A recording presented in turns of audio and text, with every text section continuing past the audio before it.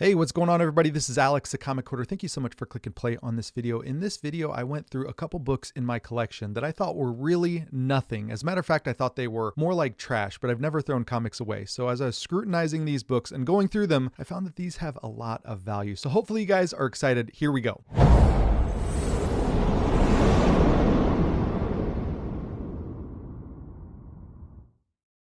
Recently, I was watching a video from Ryan from Automatic Comics, and he showed that he had bought a Human Torch #2 from the Golden Age, which is basically Human Torch #1, the first issue of that ongoing series in the Golden Age from Timely. Anytime I buy a collection and it has coverless books, I kind of just take all the coverless books or trashed books and throw them into one box to go through them later. Now, that's basically my way of throwing them away because I don't like to throw away comics. Even if they're that bad, moldy, or disgusting, I put them into a pile and put them out in the garage. So I've never really thrown away a comic book. Now, when I went through these comic books based on the fact that Ryan found a Human Torch #2, first issue in the Human Torch run, I was going through some of my comics. I knew I had a couple of these and I knew they were significant, but I just didn't know what to do with them because unfortunately, they're all coverless. But they're still significant key issues, still comic books. I just don't know what to do with them. Don't know if I necessarily want to keep these in my collection or if I want to sell them. So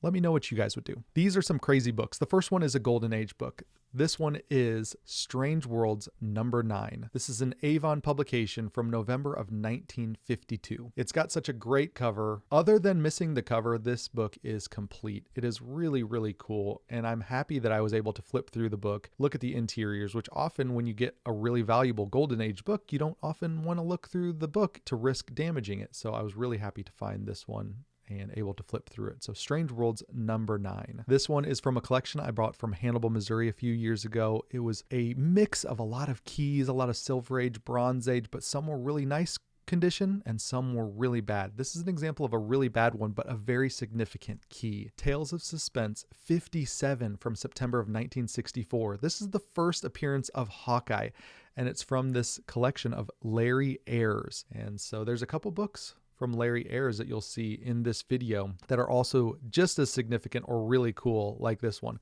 First appearance of Hawkeye, really cool in any condition. For some reason, that Larry Ayres collection had a lot of these corners cut off. I'm not sure what the significance of that is, but being the first appearance of Hawkeye in complete condition, missing the cover, is a really cool coverless comic to have. This next one is Fantastic Four 45 from December of 1965. It is the first appearance of the Inhumans, and it was awesome to be able to flip through this comic book and see all the great characters, the great Inhumans, the great Jack Kirby artwork, and the Stan Lee story. Not the copy of Fantastic Four 45 that I want in my collection, but this is in very, very nice condition considering that the cover is missing. I would say off-white to white pages. It is very, very solid, nice page quality, complete, missing the cover. Very, very cool issue of Fantastic Four. Here's another one from the Larry Ayres collection. This is Fantastic Four #9. This is from December of 1962. Really great Submariner issue. Once again, great Stan Lee story. Jack Kirby artwork. This one's in a little bit lower condition, but does it really matter? It's complete, obviously missing the cover. I think it's fully attached on the first wrap through the centerfold. So really neat to be able to flip through Fantastic Four #9. This one's really special. It's Fantastic Four #6. Now it's got tape on it, but it is complete. Obviously still missing the cover, from the Larry Ayres collection. And this one's from September of 1962. This is the second appearance of Dr. Doom and the first super villain team up with Dr. Doom and Submariner. Once again, such a great book and such a cool book to be able to flip through without a care in the world. The last two are Golden Age books. This is Human Torch #37 from June of 1954. Awesome to get a cool Human Torch issue, and I really like that. So there's the Human Torch there, and there's Toro. Really, really neat. Once again, Human Torch and Toro, and happy to have found that. This one is complete, still missing the cover, of course. Really nice to be able to flip through a Golden Age Human Torch. The last one is Marvel Mystery Comics #88 from October of 1948. This one is awesome.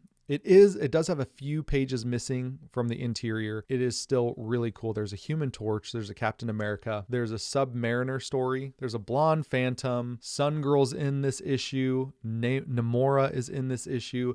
Pretty much anyone who's anybody in the golden age of Timely is in this issue. That's why I really like having this one. Now it is a little beat up along the edges, but it's still really great for being a coverless copy. So that's it, you guys. Those are the coverless copies. I think they're really significant. That's why at least I bagged and boarded them. There's a ton more books in the collection in a box. There's some in the garage. There's some in the office that are coverless that I just haven't really gone through. What do you guys think I should do with these?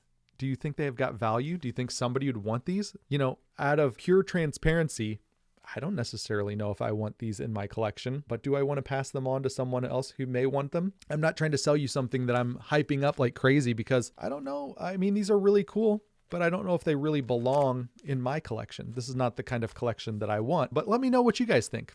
What do you guys think of these coverless copies? Is this something that you would want in your collection? But anyways, thank you so much for watching this video. If you're brand new to the channel, hit that subscription button, hit that bell to be notified when there's future videos.